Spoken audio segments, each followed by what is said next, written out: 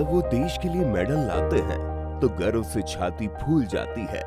लेकिन क्या कभी किसी ने सोचा कि देश के लिए मेडल लाकर देश और प्रदेश का नाम ऊंचा करने वाले इन खिलाड़ियों का परिवार कैसे चलता है, उनकी आय का साधन क्या होगा।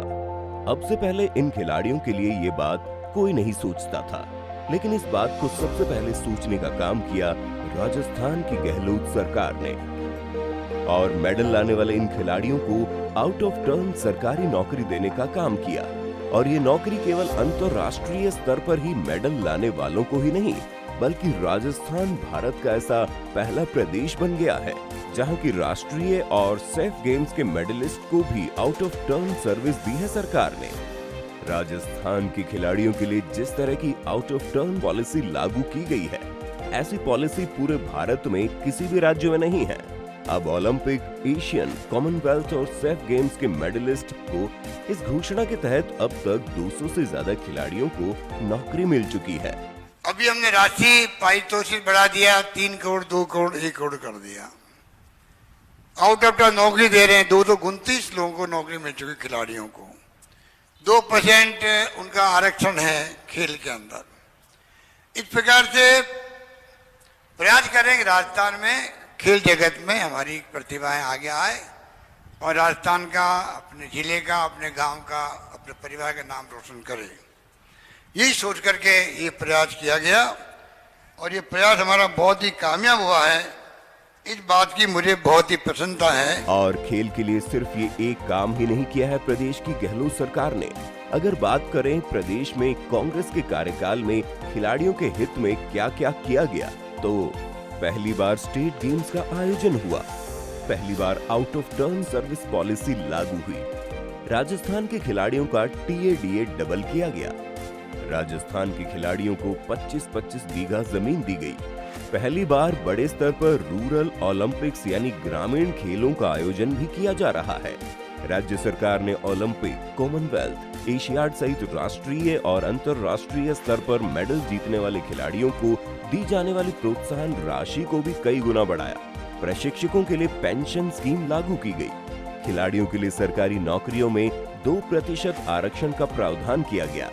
अब महाराणा प्रताप पुरस्कार और गुरु वशिष्ठ पुरस्कार विजेताओं को 5-5 लाख रुपए पुरस्कार राशि से सम्मानित किया जाएगा।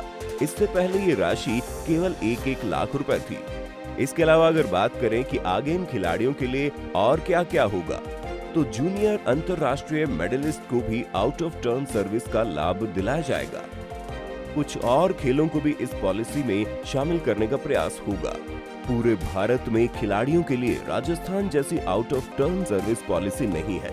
सेफ गेम्स के मेडलिस्ट को सीधे नौकरी देने की पॉलिसी एकमात्र राजस्थान में लागू हुई है। इससे प्रदेश में खेलों का वातावरण बन रहा है और ज्यादा से ज्यादा युवा खेलों की तरफ आकर्षित हो रहे हैं। इसका बहुत दूरगामी असर देखने को मिलेगा।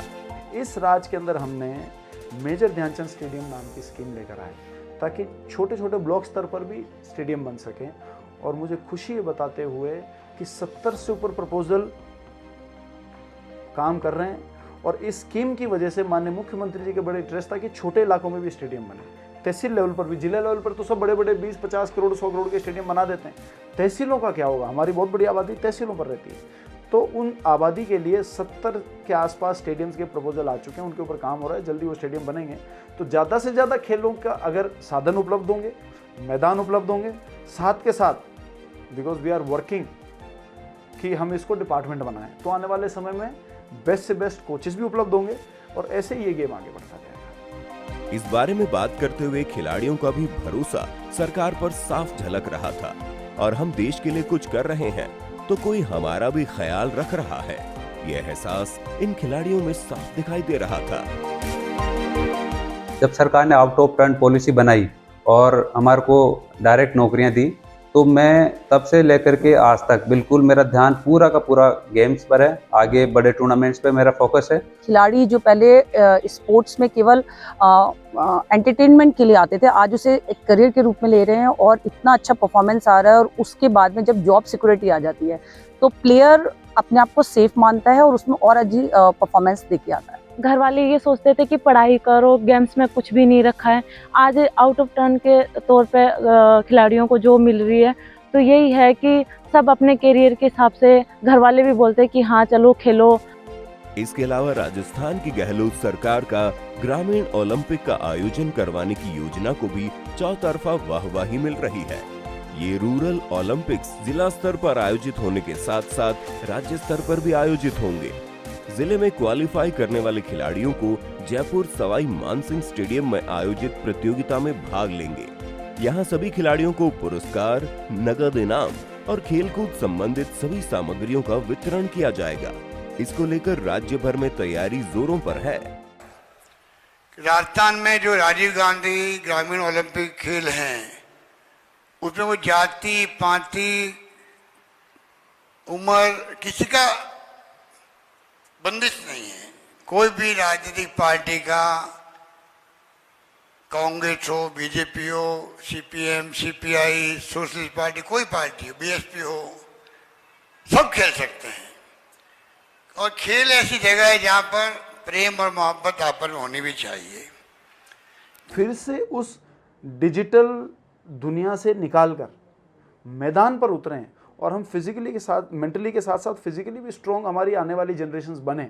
उसके लिए गांव में पुराना एक वातावरण होता था, लोग अपने खेतों से आते थे, स्कूल से बच्चे आते थे, शाम को सब गांव में खेलते थे। और चाहे वो कबड्डी खेलते थे, जो भी गांव के खेल होते थे, चाहे गिल्ली डंडा खेलते थे, लेकिन खेलते थे और वहाँ पर वो हमेशा हेल्दी रहते थे। अब फिर से उनको मैदान पर उतारना है, तो उसके लिए इतना बड़ा आयोजन हो रहा है। खेल और खिलाड़ियों के लिए इतना सब कुछ करने से प्रदेश की गहलोत सरकार ने राज्य के युवाओं को कंप्यूटर और मोबाइल की गुलामी से बाहर निकालकर खेलों के माध्यम से अपनी मिट्टी के करीब लाने का और प्रदेश को और ज्यादा स्वस्थ बनाने का काम भी किया है।